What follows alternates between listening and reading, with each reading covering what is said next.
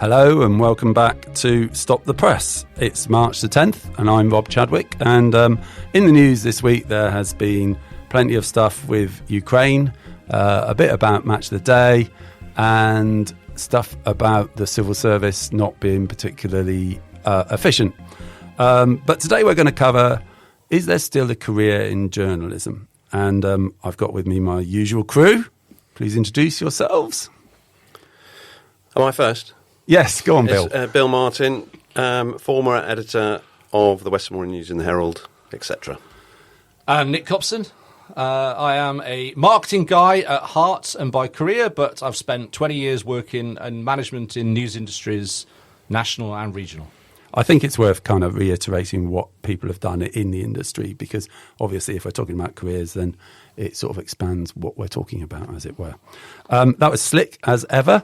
And we've got our guest of honour here today, who is Mike Baker. Mike, tell us who you are, why you're here, etc., etc. In an existential sense? Yes.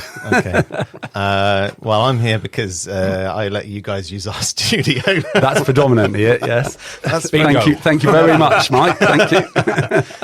So, yeah, I'm currently, I'm sure Bill and Nick, from working with me for a long time, and you as well, will appreciate the ridiculous grandeur of my current title, which is Associate Dean Partnerships at Marjon. Yes, I know. You're a dean. Yeah, nice. All of my friends rightly think that's hilarious. Well, I'm not sure what a dean is. Well, nobody is, so that's what makes it okay. Are you a religious man? If nobody else knows what you're supposed to do, then you can't not do it, can you? That's a good point. That's the view I'm taking at the moment.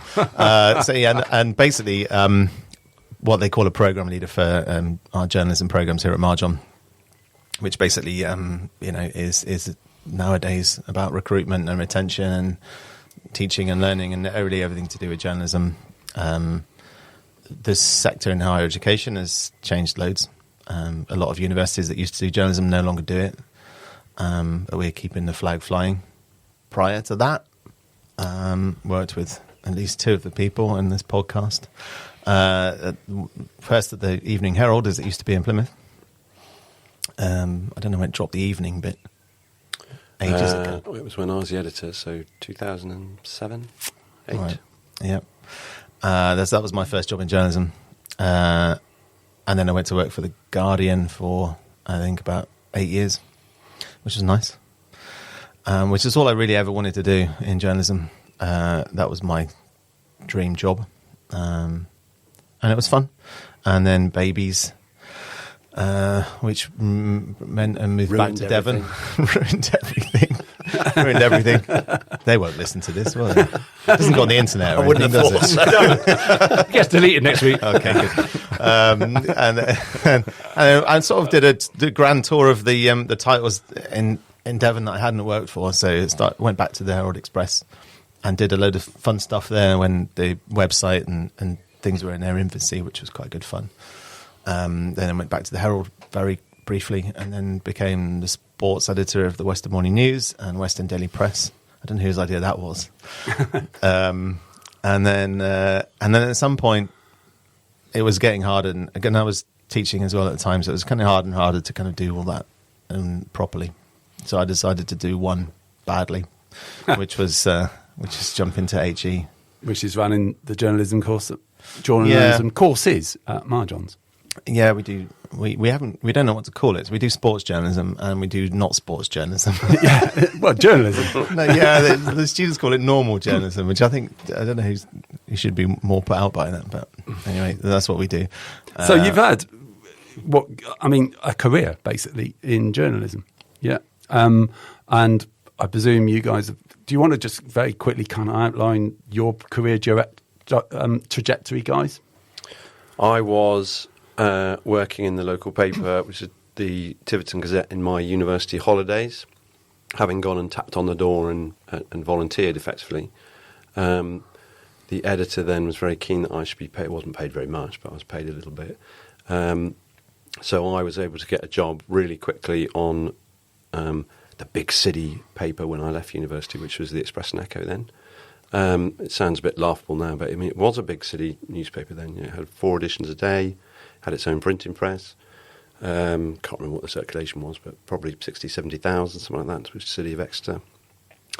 So I went from there to not the Evening News in Norwich, where I was the news editor. Then I went to Fleet Street for a bit, although obviously not on Fleet Street, and I worked at most of the papers I did shifts on, but I did longer periods of time at the Mail, which I loathed, and the Daily Telegraph, which I loved. And then I too came back to the West Country for a variety of reasons, family reasons, and went back to the Herald, became the editor. I was editor of the Herald for 7 years. I was editor of the West Morning News for 7 years. And then I had lots of crazy titles in my last job, but I was effectively the editor-in-chief of the South West, which then decided to take in Bristol as well. In my last job, when I think I was called Marketplace Publisher, my patch then went from Penzance to Cambridge. You're rightly looking confused, Nick. Blimey. It's a bit like being a dean. Penzance. I thought it was Marketplace Publisher that was confusing. Both. Just questioning the notion of news in Penzance. Quite a newsy patch, actually, Penzance. Fair enough. It's the end of the line. Yes. Yeah. And what about yourself, Nick? I'm an imposter at this table, frankly. I'm a marketing man throughout my career. But I bring to the table, hopefully, a bit of colour from a news consumer point of view as well. Anything. But I have worked in the news industry for 20 years. I've worked in management roles, specifically in marketing and general management. But if you've worked in the news industry, news media industry, you know that the newspaper and the website is everything. There's not a single conversation, a topic that comes up that isn't directly connected to what's happening or how it affects the sales or the audience of that media. So throughout the last 20 years, I've been at the forefront, I suppose, or thrust of what's happening and how it affects the news industry, whilst not being a journalist by trade. You launched a newspaper. With your good self, of course. Well, yeah, I'm going to blame You took the main, I think, chair on that role, but I was certainly your wingman, I believe, at least for a part of it. So, indeed. Great. So the question is then, is there still a career like yours to be had in journalism? Mike, do you want to start us off? Well, I'm not done yet.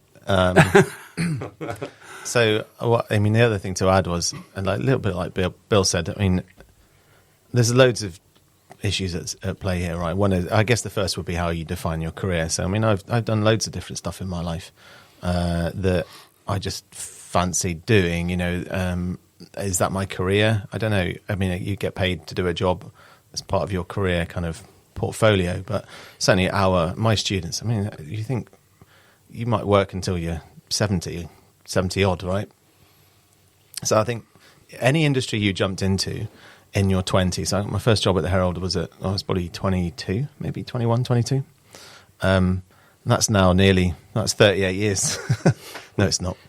Not that blinking old. It's 28. It's a long time, right? Yeah. And so obviously that industry has changed. But pick an industry that hasn't changed in nearly 30 years. So I think journalists are kind of a bit of Eeyore in some situations. They're are quick to kind of look at it as the death knell of the thing that they remembered. But it just changes. And I think, journalism, again, there's lots of terms to define here, and one of the problems of having a degree called journalism is it sounds like it's a career, it sounds like it's a job, and I think it's more of getting that across to students. It's actually more of a mindset. You have to apply this mindset in different ways, in different settings, and you're going to have to change and you're going to have to adapt, and that would be a bit like learning building, right? Building in and of itself, theoretically hasn't changed. You start with a pile of something, you stick it all together, and you make a thing that you might shelter in. I think that's what it's a fantastic analogy. That's what houses are. I can see why you're a journalist. I'm so good with words. That's fantastic. I speak good English.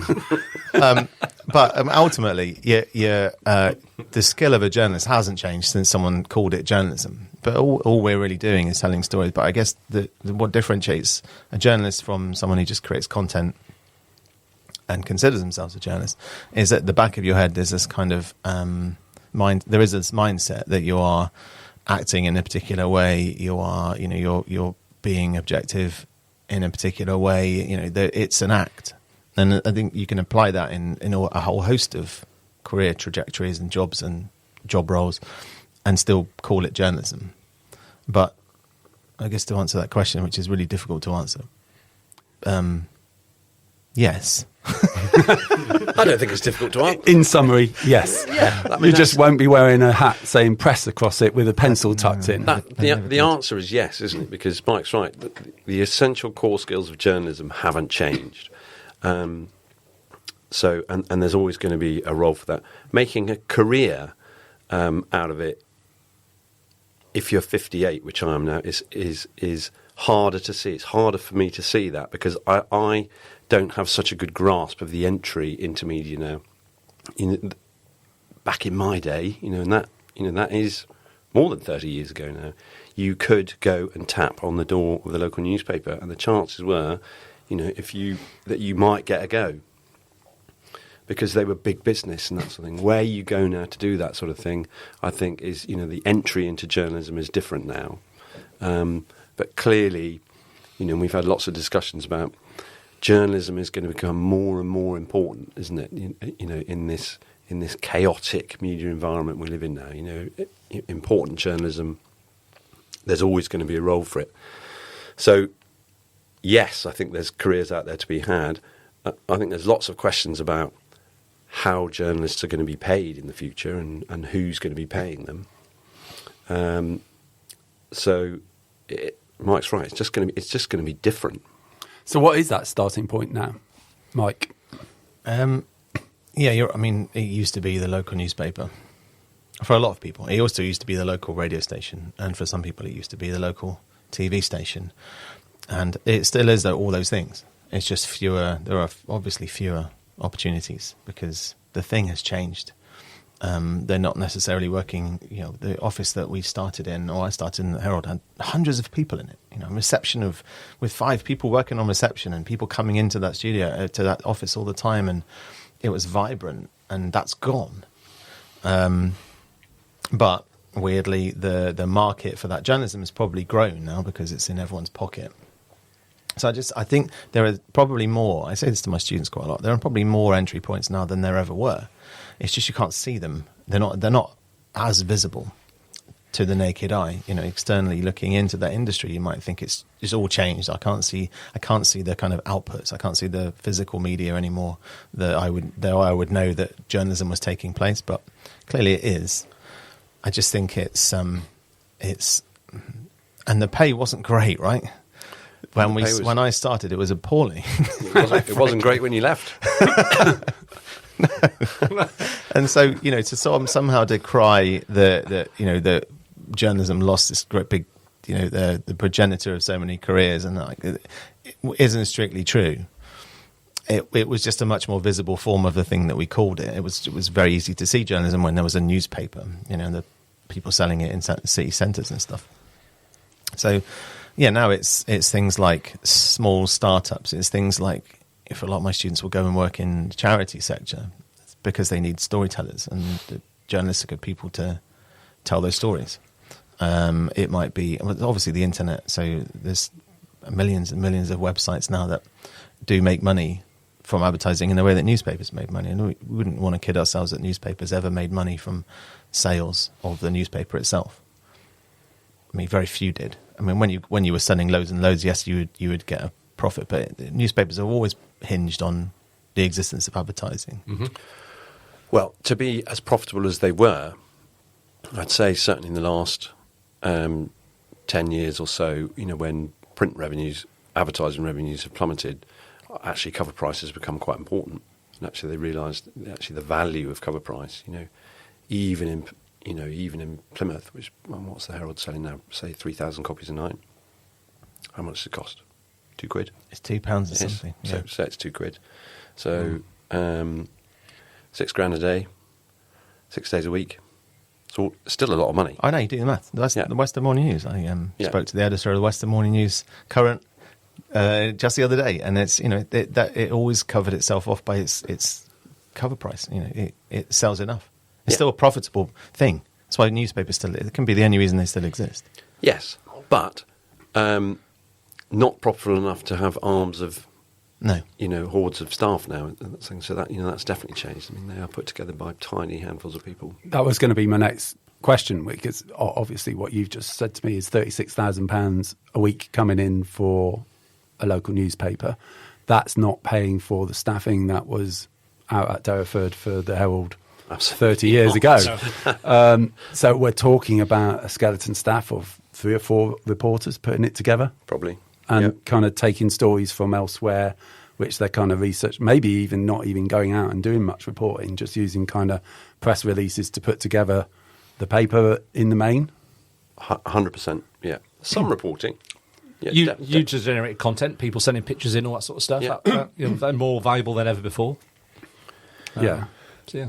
But obviously what's happened is what we weren't having to contend with in the days when we're not even talking about that long ago. Obviously social media has exploded. And you need fewer people to make as big an impact in social media. So when, students, there's not a social media office you can go and knock on the door of, and the social media, whatever the content editor would say, oh yes, come and do some work experience. That's not how it works. But you can very quickly go from, start working for a company that creates content and get millions and millions of views in a way that we would only have been able to dream of from people buying a newspaper. So does a budding journalist still have to be a qualified journalist, or can they move into that career just being, to your point, a content generator?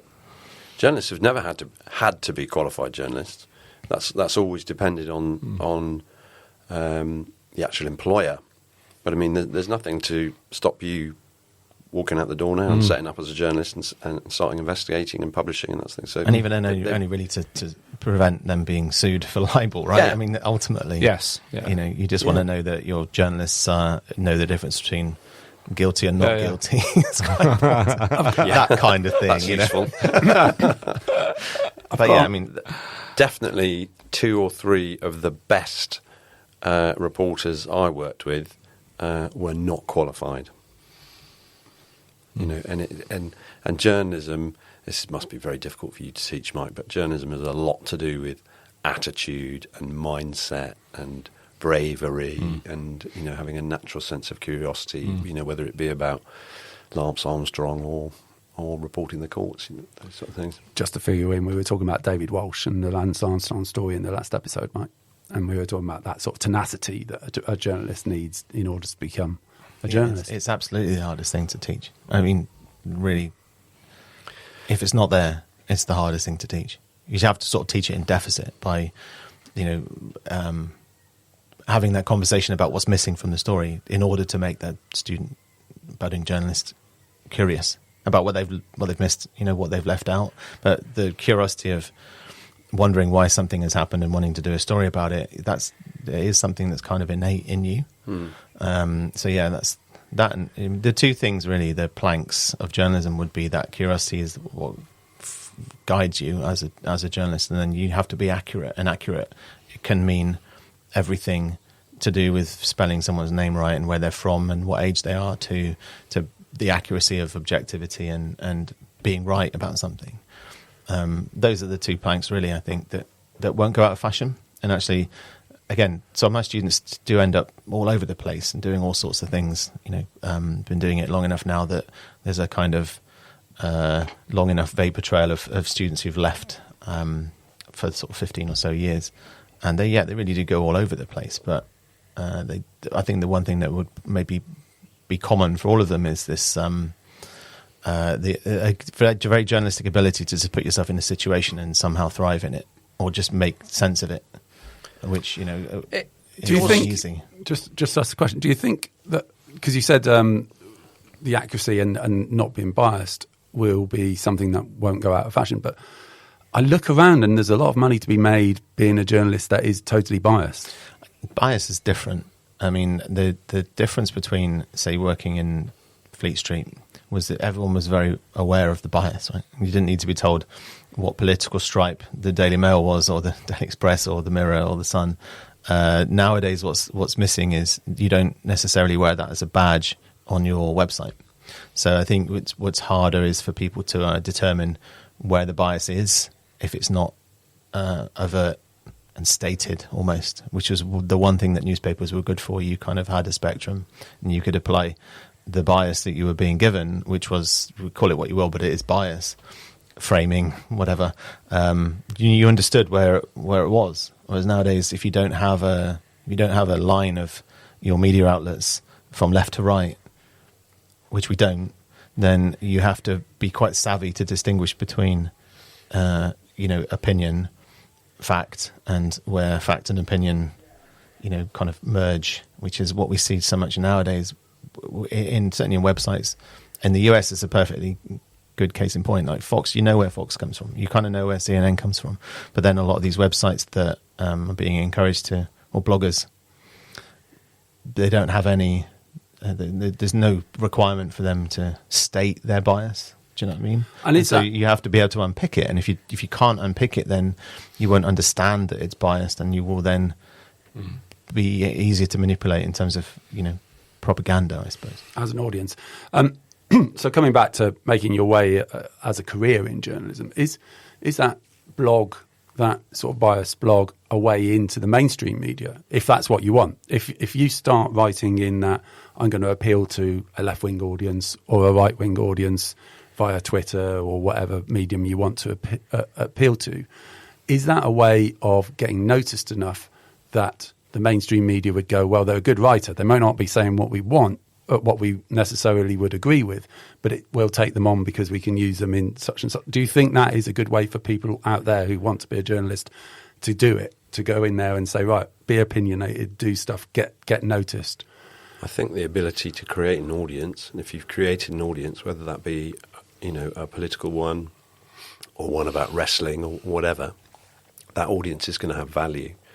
There was definitely a time when a lot of the football writers, when I was still at Reach, a lot of the football writers, had significant audience around Liverpool, let's say. You might have a writer there. And when The Athletic came to town, they were targeting Reach writers because they had the audience. And if you can take, Joe Smith from Liverpool, because he's got X 100,000 Scousers reading his analysis every week, it's a very valuable thing. So that's one way into the industry then. You can basically start doing it yourself. I will quickly tell you the story of one of the guys who used to work at the college, not at the local college, at City College Plymouth. He basically started a Twitter account doing Spanish football in English, and at the same time started teaching himself Spanish. After he'd built himself a bit of a following, he moved out to Spain, started teaching English out in Spain, but carrying on making contacts and stuff. Got taken on by Atletico Madrid because he was focusing specifically on them, and started doing their social media. He now works for UEFA, and he's the social media manager for UEFA. So that feels like a really good kind of modern version of the career path that you could take as a journalist, basically. I mean, the hardest thing to do is to work out how he got to where he got to. Yeah. It's just a series of dumb events. Right? I know, it's amazing. So, he did keep on saying, I want to do that to people. Which is what people say, Yeah. That's the other thing to remember here, is that I'm very clear with my students that your first job is not your last job. And so, whether you like it or not, if you manage to remain in a job for the majority of your working life, that's your career. Right? So whatever you call that. Turns out I've had a career. Who knew? You go. Huh? You can have that one from me. Thank you. So, I try and get them to not overthink it, because, by any measure, maybe if you were making content for UEFA, then you could consider yourself a journalist. The fact that he didn't train as a journalist, or maybe doesn't consider himself a journalist, you could have put a journalism student or a journalist in that position and then be doing the same stuff. It comes back to that mindset. So, absolutely, anyone. Let's not be too protective about this. I mean, anyone could do it, as long as you have those two vital ingredients, and the mindset really is the thing that I think makes you a journalist. But I have students who are airline pilots who did a journalism degree. Go figure.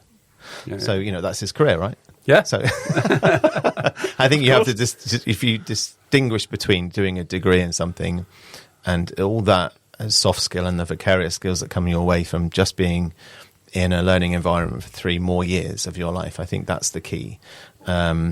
Whether you left college and I want to be a journalist, I think that would be harder to imagine just starting that at 18, 20 and maybe doing that for 50 years, because you'd obviously have to change an inordinate amount in your focus in what journalism was. That would be hard to imagine. Not impossible by any stretch, but you'd have to change. And I think what happens a lot is journalists who used to work for newspapers then go into PR, go into marketing, and apply that same skill set, but maybe they're not journalists anymore because it's a slightly different focus, right? So maybe that means there isn't a career in it in a very, very strict sense. But also, by the same token, I know people who've been journalists their whole career and retire as journalists, and so. I mean, or working as journalists, because I would still consider myself a journalist. Yeah, but I don't do any journalism. Yeah, at the moment. But I think that's a real mindset thing, isn't it? If aliens invaded right now, just outside the window, I'd be out there. You'd be out there, and you'd With be. my notebook. I don't know if you'd get many quotes. But, they all speak English. They depends which Will Smith film you watch. You'd certainly have your phone, and be recording it. And I mean, I don't. The idea of getting paid to do something that you love, I think, is probably what we're talking about for your whole career. And most journalists who are journalists love being a journalist and don't want to give it up. I miss it. I miss not doing it all. I mean, I still managed to go back to The Guardian for 10 years as what they call a casual and a bit of work at the BBC because I just didn't want to stop doing it. And I think it's also a bit of a calling stroke mindset. But absolutely, like same as you, I would definitely regard myself as a journalist still.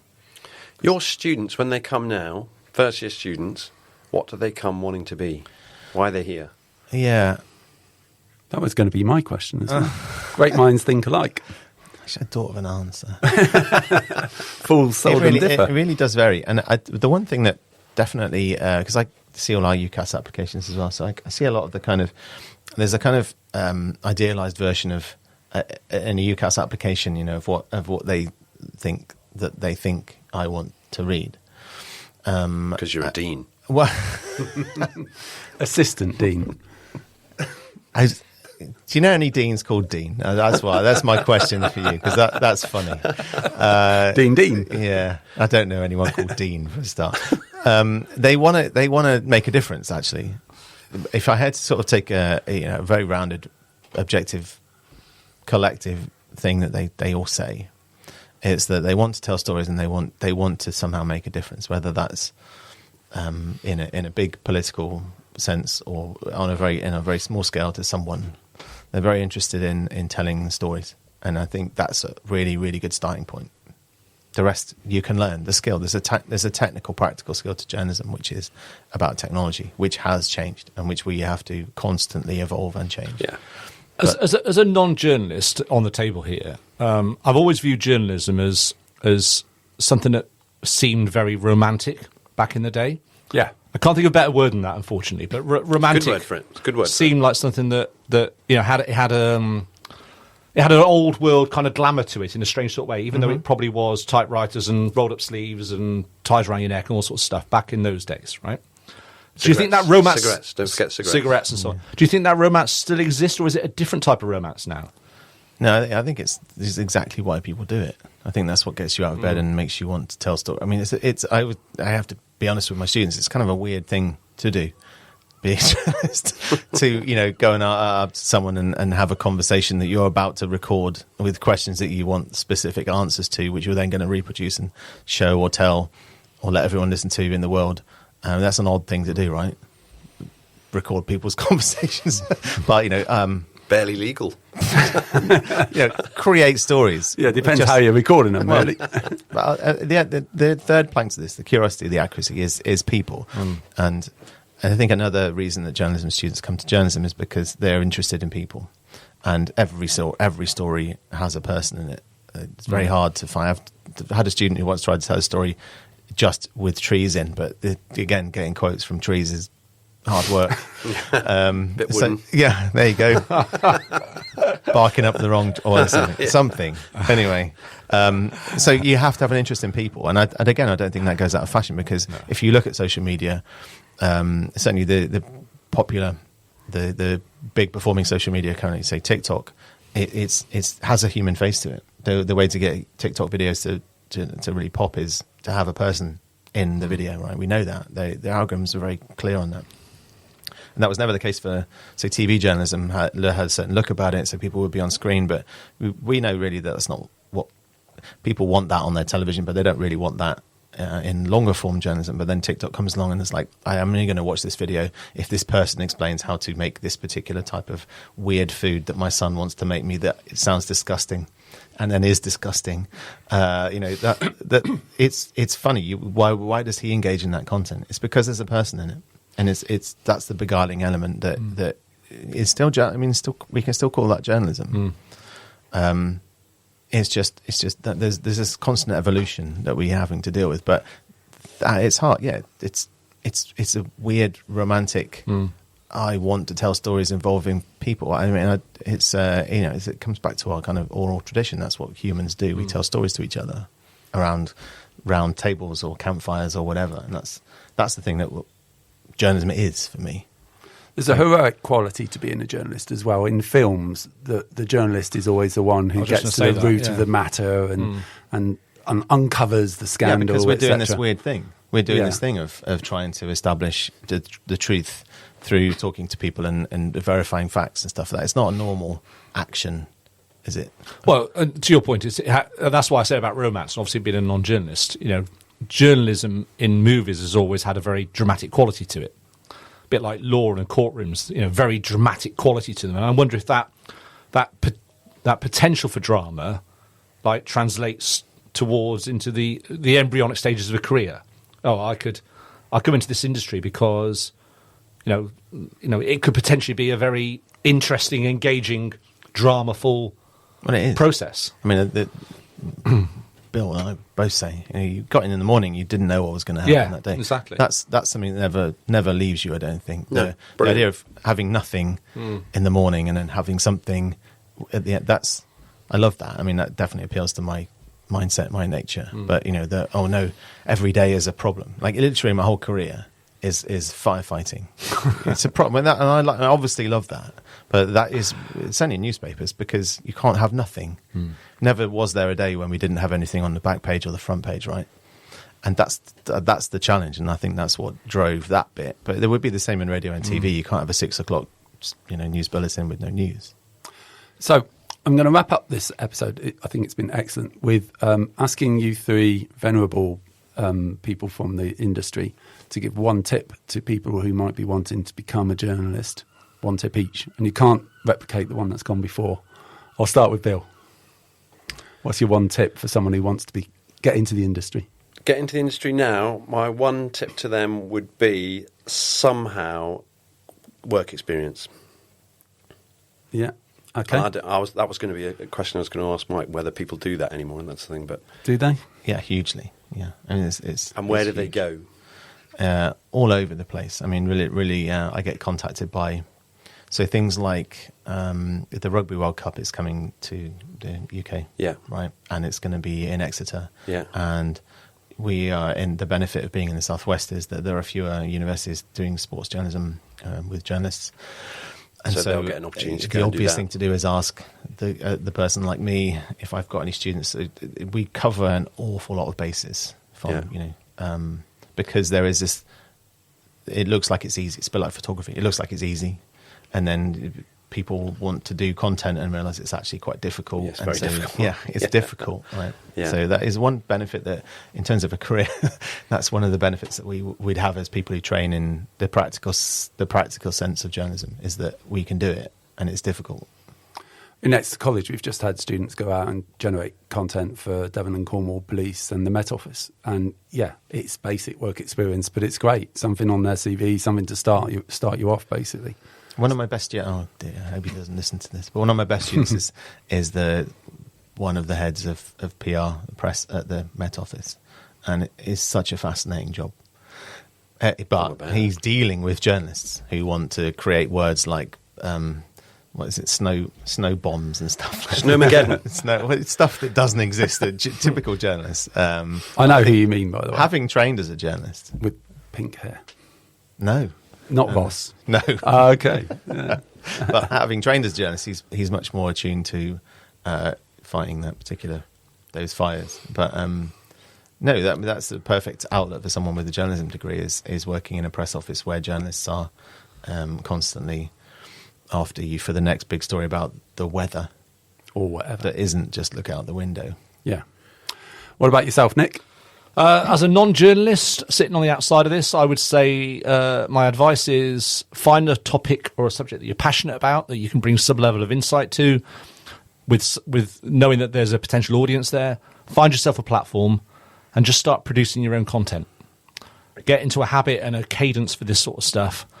Make it interesting, make it engaging, make it the sort of thing that you'd want to listen to or watch or read, and just start producing, right? I'm not saying you'll get anywhere, but who knows? Somebody might pick it up or take interest. And Yeah. who knows where it could lead to. Make your social media work for you Yeah. rather than take control of you. Yeah. What about yourself, Mike? See, I get asked this question a lot. I knew you would. And the real truthful answer, this is the first time I'm ever going to... I'm doing some UCAS fairs this week, and I'll get asked this question a bit. What could I be doing? And the reality is the real answer to that question is you just have to be really good. You have to be really good at it. You know, if you want to work for a football club, or if you want to work for a news provider, you want to work for an agency, you want to work for one of these fledgling startups, there's free newspapers, or you want to work for the BBC, you just have to be really good. Well, that's excellent advice. Well, it's true. I know it's just really true. I mean, Yeah. it's It is true. We've worked. When you say, well, I've worked with some good journalists, I've worked with some really good journalists, and what there's the one word there that's really important is that they're good, and it's it's a measurable thing. You can make yourself good at something. It's like anything. You can just practice and become good at it, and then when you're ready for that job, it has to be at the point in which you're good. It's an awful thing to have to say, but it's true. We talked about the romance and the heroic quality of it, which means a lot of people want to do it. So you have to be really good because you have to stand out from those people. Still, do a lot of people still want to do it? Yeah, I mean, we're recruiting loads of people on the course every year. Year in, year out, we're getting sort of 40 people on the first year, which, if that's replicated across various FE colleges across the country, you've got a lot of people wanting to be a journalist. Which places a kind of responsibility, I think, on the people that are training teaching those people. I'm not really supposed to call it training, but it's somewhere between teaching and training. Teaching. It is important that we're teaching them the right things. That they are, they're learning that I'm not going to sugarcoat it. You do have to be good. And so, it's like, an editor would have, if you just handed some copy in that was full of mistakes, you don't get to do that more than once, right? No. And so You've got to be good, got to be fast, got to be accurate. All that stuff. So yeah, you're right. It's not. If you look at it from an educational point of view, it doesn't look like it's going anywhere. And we just need to be a little bit more fleet-footed and a little bit more creative where we push those students, down which avenues we push them down. But yeah, every year my students graduate and they get jobs. Yeah. And for what it's worth, my little bit of a tip is be interested in just about everything. Try not to be that person who says, "Oh, that's boring, I'm not interested." If you want to be a journalist, you want to be able to make a story out of just about anything that comes up and be interested in it. Yeah, good journalists were always said to be people who knew a little about a lot. Great. Well, I'd like to thank Mike for being our guest for the day. Thank you, Mike. It's been a pleasure. No worries. And we've all learnt an enormous amount, obviously. And I'm not sure about what. Thank you. You've got to say these things. You've got to guess, guys. We've got to be nice to the guests when they come in. Radio, but that's fine. No, it's been nice listening to my voice inside my head for the last half an hour. Excellent.